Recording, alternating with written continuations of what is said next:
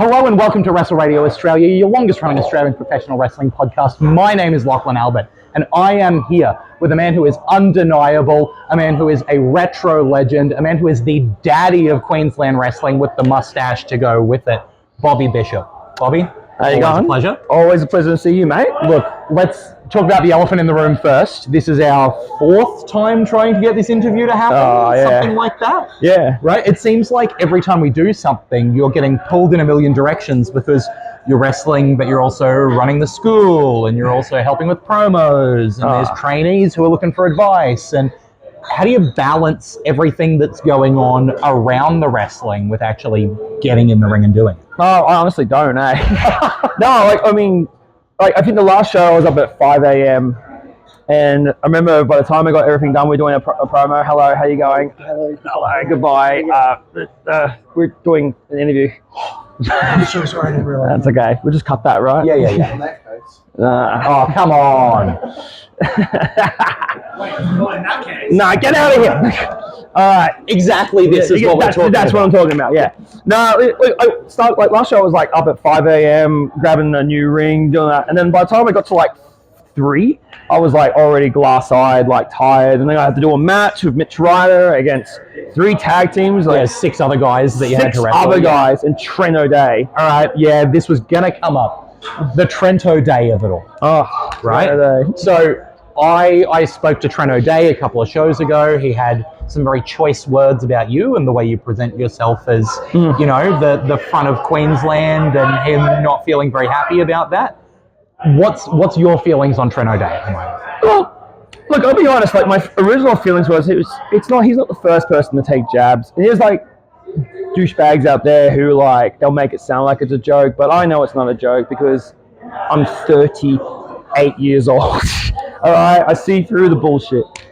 The thing with Trent is the only thing I respect about him is at least he's being upfront about it. And that's true, right? And I can respect the shit out of that. But to be honest with that Trent O'Day, it's just come on, man.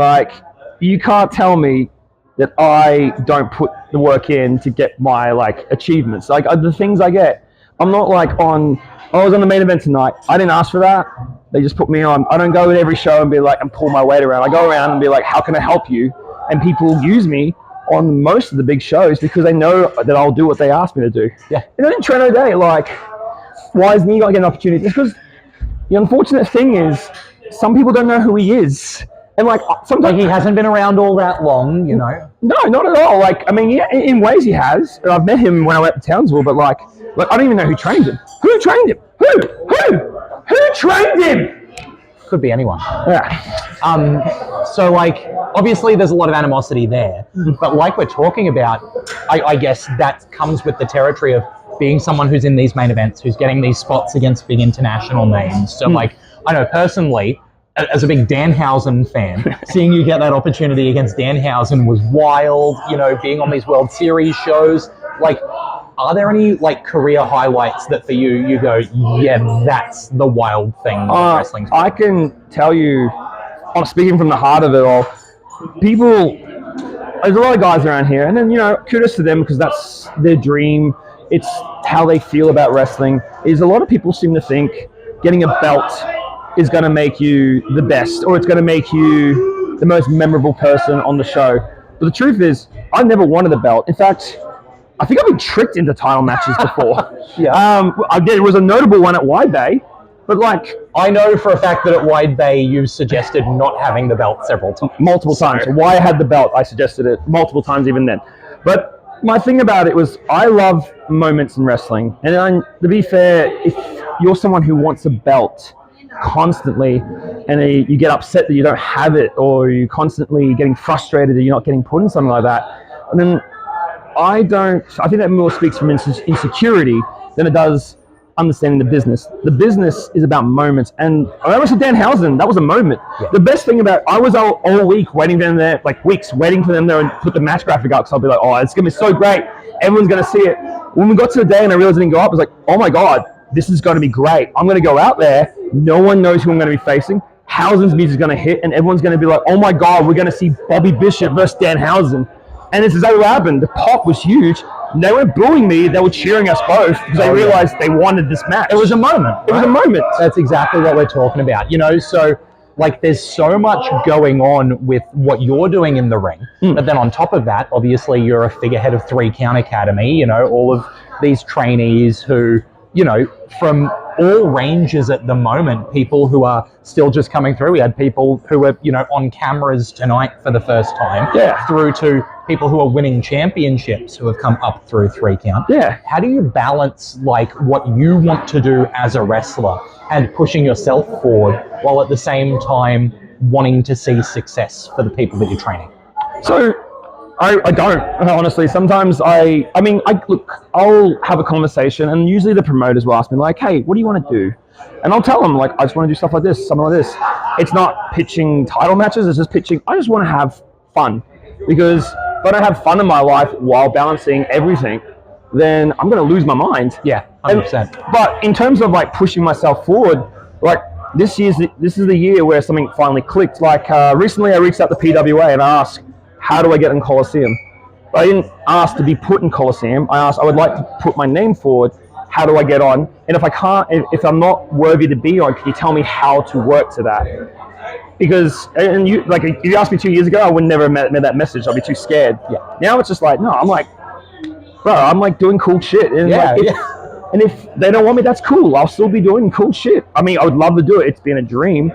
But it just shows that mentality of like, why am I scared of? Like, why am I scared of anymore? Last Coliseum, you were on the card for Coliseum. Yeah. Right? So there's this crazy movement forward that's going on where you were one of a whole bunch of Queenslanders that were on that card. So obviously things are pushing forward in that sense, right? But so you're telling me that Coliseum's a bit of a dream thing, but as far as like matches themselves go, like tonight you were in a coffin match, right? Last show that I saw you in, you were in a Devil's Gauntlet match, right? So like, what's the gimmick match count up to now? Let's go with it. We got Last Man Standing, we got Purge Rumbles, we got I Quit matches, we got coffin matches, we got 3-stage of hell matches, we have First Blood match, we have, the dog collar match. Yep. We had a Career on the Line, which I think was merged with the I Quit match, but we can move on with that. I've been in TLC matches, I've been in ladder matches. So at this point, like obviously another tick on the list tonight with that coffin match. What other gimmick matches are like the dream? What's the thing where you're like, oh, I would love to have that kind of match? Steel Cage. Yeah. Steel Cage is where it will happen. If I die in a steel cage, I'll be like, hey, I did it all. Yep, absolutely. Yeah.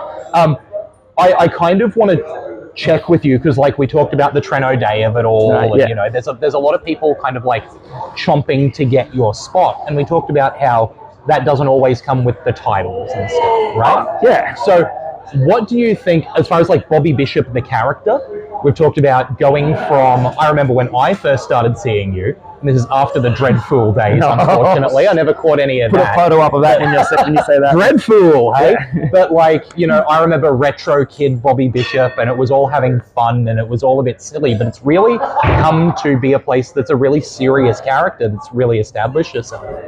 When we talk about character growth that way, that's a really cool and interesting progression, but do you feel like this is the cap on the character? Is this where Bobby Bishop sits now? No, I mean, I'm still trying to evolve. Like, I'm changing my gear at the moment because I'm trying to look a bit more like Hossy. You know what I mean? Like, I am it's working. Thank you.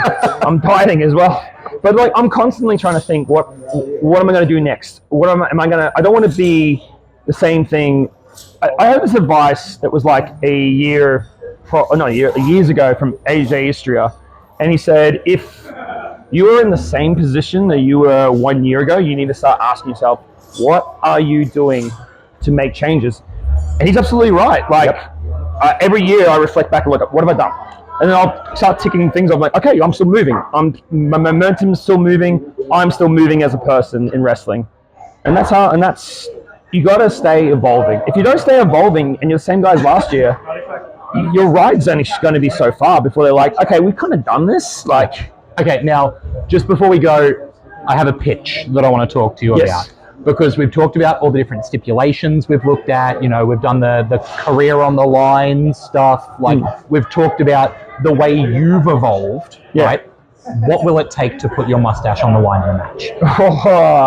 Steel cage. Steel cage? Yeah, steel cage. When the steel cage comes out, the mustache is on the line? I'll put my career on the line and the mustache. Career and the mustache? Yeah. Okay, huge. Well, you heard it here first. If you want to see Bobby Bishop both shave and retire, the steel cage has to come out. Yeah.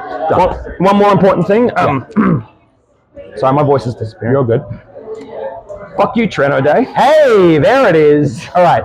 With the big youth, thank you very much, Bobby Bishop. Here it comes. You. Thank you for joining us here on Wrestle Radio Australia. It's been a pleasure, mate.